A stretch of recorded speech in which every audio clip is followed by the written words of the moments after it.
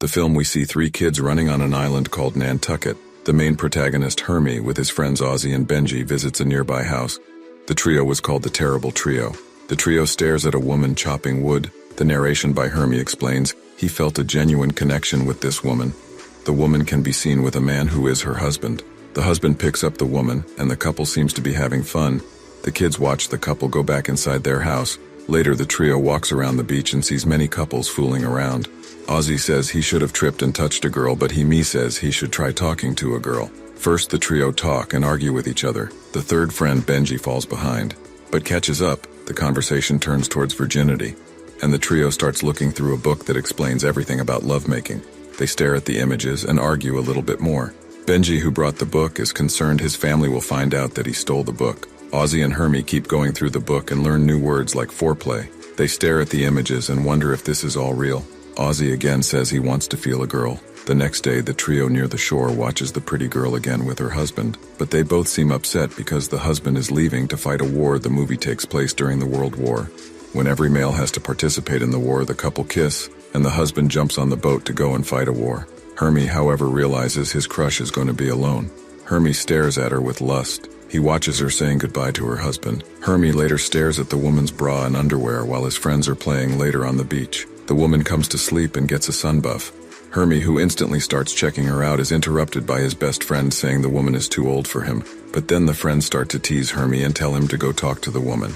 Hermie at first doesn't want to engage, but getting pressurized by his friends, he gets up. Hermie nervously walks up to the woman, looking at her sleep with minimum clothes, makes him smile. But his friends start to yell out weird stuff, causing Hermie to flee. The trio starts to fight, but Hermie, who is angry at his friends, gets serious. Ozzy and Benji leave Hermie with a bloody nose the next morning. Homie leaves his house in a hurry to fight Ozzy, but a woman from his house keeps yelling and asking him where he is going. Annoyed, Hermie answers with the same tone. The woman from the house instructs him to bring a newspaper on his way. He sees the woman. She can be seen carrying grocery bags that are too heavy for her. Hermie, seeing the opportunity, carries the bags and walks her home.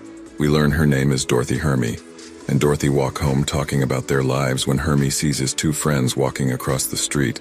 He hides his face behind the bags, but his friends still recognize him. Hermie keeps the grocery in the kitchen. Dorothy wants to pay him for his generosity, but Hermie denies it. Hermie stays in the house to drink coffee. They talk about each other, and Hermie says he will also join the war one day. They talk about hobbies and music. Hermie burns his tongue because of the hot coffee. Dorothy apologized again and again. After Hermie leaves the house, his friends confront him and ask if he got lucky with Dorothy. Hermie explains nothing happened, but his friends don't believe him. Hermie yells and goes home. His friends seem more excited than him at night. The trio heads to the movie theater and meets girls. Ozzy sets up the trio with 3 girls, but Benji nervously runs away in line. Hermie meets Dorothy, who calls him again to her house for some help. Hermie agrees and says they can again have a cup of coffee. Hermie and Ozzy enter the movie theater with the girls. During the movie, Ozzy tried to touch his partner's chest, but she gets angry. He even tries to touch her tight, but she rejects that too. Hermie, however, puts his hand on his partner's shoulder and she accepts his touch. He removes her jacket and touches her chest. Ozzy again tries something and starts to kiss his partner. The girls leave. After the movie ends, walking home, the best friends talk about making out. Hermie, who thought he was groping his partner's breast, was actually touching her on. Ozzy makes fun of him, but soon both start to laugh about the situation. Later, we see him going to Dorothy's house to help her while Hermie waits for Dorothy to come out. He watches her in a pretty white dress. Soon, Hermie climbs up the storage unit and stares at Dorothy. When she climbs up the ladder, he watches her naked thighs and chest, one by one. Hermie arranges the boxes, but remembering Dorothy's body, he gets aroused. He starts to shake up when Dorothy asks why he's shaking. He blames the ladder to be unstable. He recalls her body and finishes the job. Dorothy again tries to give him money, but he refuses, saying he likes her. Dorothy innocently repeats the same. Dorothy adores Hermie by kissing his forehead. Hermie, who remains speechless, leaves the house. His friends catch him asking what happened. The happy guy shows the lipstick mark on his forehead. Benji doesn't believe that Hermie got a kiss on the forehead. Instead, he thinks it is a bite mark. Ozzy, however, is convinced Hermie is telling the truth. The friends again decide to read the book that explains lovemaking. The duo sneaks into Hermie's bedroom and starts to copy the copy. Point by point, the duo doesn't even know most of the words mentioned in the book, but still notes them down.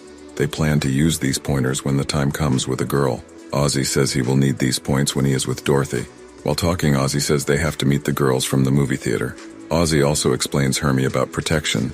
After gathering some courage, Hermie goes to a nearby drugstore to purchase a condom. But nervous Hermie shies out because an old lady is present in a shop. Hermie goes back in and asks for ice cream. Gathering some courage, he finally asks for protection. After some hassle, he manages to purchase 3 pieces at night. The duo goes to the beach where we see Ozzy and his partner starting to fool around. Ozzy comes back to Hermie to watch the notes. Hermie and his partner enjoy the marshmallows. Ozzy again comes back because his protection is ruined. He asks for one from Hermie and leaves. Soon he comes back to get another one. Hermie after some point gets annoyed because he is disturbing them. Hermie's girlfriend, however, is not aware of what is happening between Ozzy and his girlfriend. Hermie's partner wants to go home and goes to see her friend, but looking at her naked with Ozzy shocks her. She leads in disgust, while Hermie tries to stop her on an upcoming day. Hermie sees Dorothy sitting outside her house. They both start talking. Hermie asks if he can come over tonight. Dorothy hesitates and says okay. Hermie says they can again have coffee. Dorothy agrees and says she is getting late to post some letters. Hermie asks if he can do the job for her, but she says it is a bit complicated. She leaves saying goodbye. Later we see Hermie and Ozzy talking. Ozzy seems upset because his partner broke up with him. She had a medical emergency, but soon the duo starts to fight over things. Ozzy leaves and Hermie proceeds to walk towards Dorothy's house. He knocks at the door but no one answers. Hermie tries to open the door, which opens up without any problem. And inside the living room we see a record playing and a cigarette on the table. Hermie looks around but finds nothing. He stops the record from playing, reaches the table and puts out the smoke, but sees a letter that says Dorothy's husband died in the war. Dorothy plays the record again.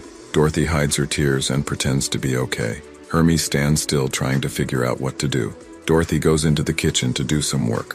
Hermie walks behind her and says sorry. Dorothy gently walks up to him and hugs him out of sorrow. They both slowly move around and start to dance. Dorothy, resting her head on Hermie's shoulder, keeps sobbing. At last, even Hermie breaks into tears as the song comes to an end. Dorothy gives Hermie a kiss on both cheeks before kissing him on the lips. She again kisses him while moving her hands. Dorothy takes Hermie to the bedroom and helps him to remove his clothes. She then goes on to remove her clothes as well. Hermie sits on a bed and removes his shoes. We see Dorothy getting completely naked and coming back to Hermie.